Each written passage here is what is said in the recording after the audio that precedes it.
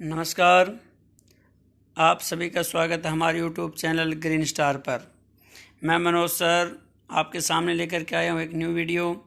इसमें हम करेंगे कक्षा 10वीं की कविता दंतुरित मुस्कान। इस कविता के कवि श्री नागार्जुन जी हैं, जो कि एक घुमक्कड़ स्वभाव के व्यक्ति थे और हर जगह घूमते रहते थे। एक बार जब काफ़ी दिनों के बाद में अपने घर में आए तो अपने बच्चे की मुस्कान को देखा। तब उन्होंने एक कविता लिखी कि कवि अपने छोटे बच्चे की उस मुस्कान को देखकर बहुत ज़्यादा प्रसन्न होता है, जिसके मुंह में अभी भी छोटे छोटे दांत निकले हैं। कवि को उसकी मुस्कान जीवन का संदेश प्रतीत होती है और इसी मुस्कान को लेकर कवि ने यह कविता लिखी है।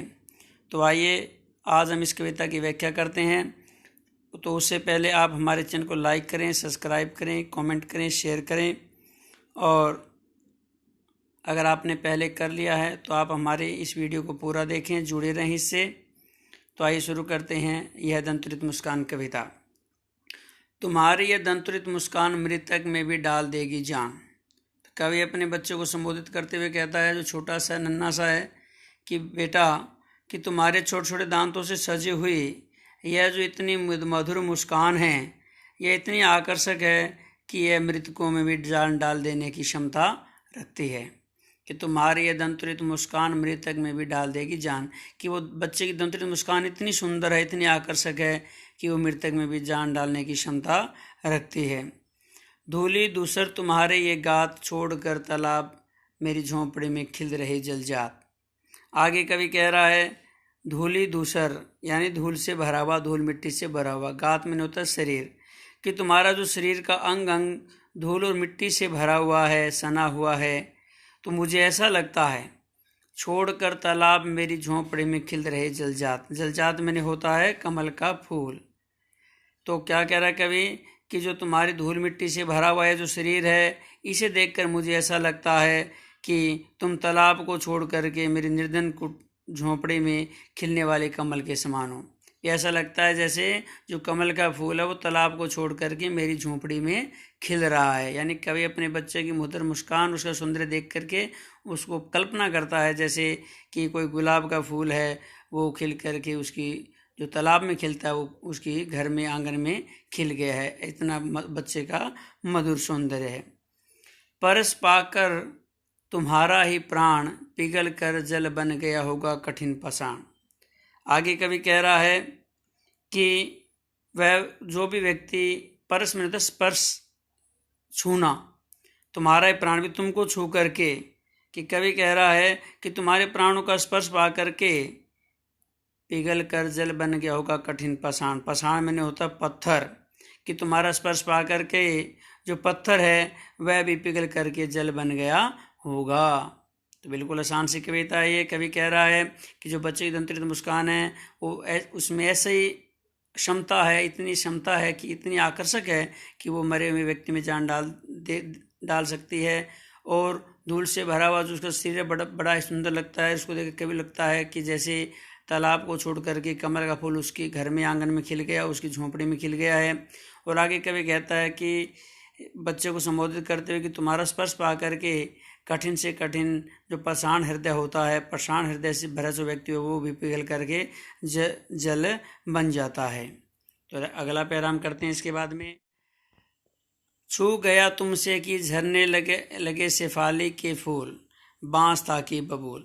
आगे कभी कह रहा है कि चाहे बांस हो चाहे बबूल हो, चाहे बांस हो चाहे बबूल हो, पर उस तुमसे छू करके उससे शेफाली के कोमल फूल झड़ने लगते हैं। कि छू गया तुमसे कि झरने लगे शेफाली के फूल, बांस था कि फूल। कि तुमको छूने के बाद में शेफाली के फूल झड़ने लगते हैं। शेफाली के फूल का ही नाम है कि शेफाली के फूल झड़ने लगते हैं, चाहे वो बांस हो चाहे बबूल हो।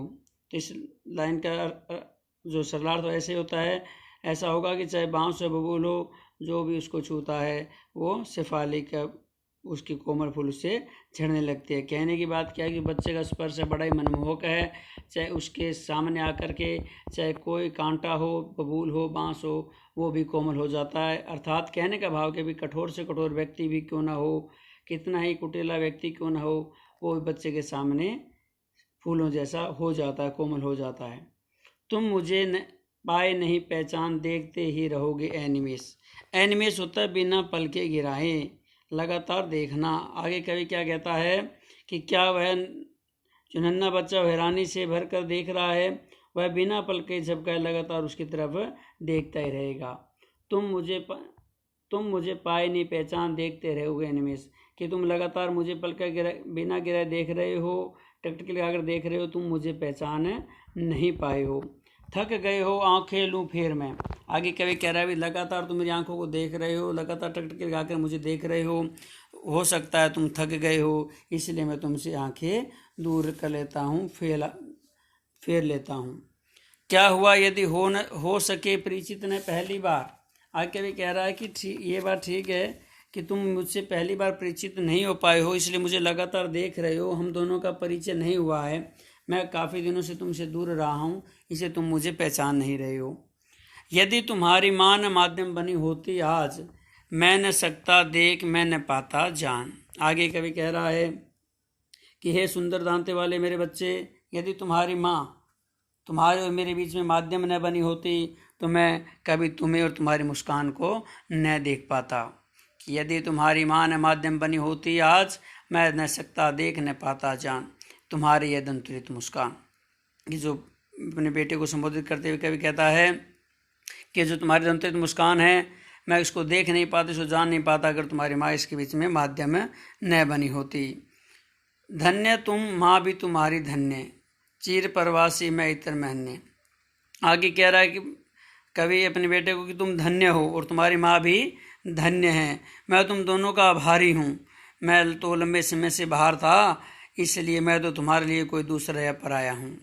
चीर प्रवासी मैं इतर महन्य, भी चीर प्रवासी बहुत समय तक बाहर रहने वाला, इतर होता है कि मैं तुम्हारे लिए दूसरा हूँ, यहाँ पर जो आया हूँ, कि मैं काफ़ी समय से बाहर था और तुम्हारे लिए कोई दूसरा हूँ, पराया हूँ।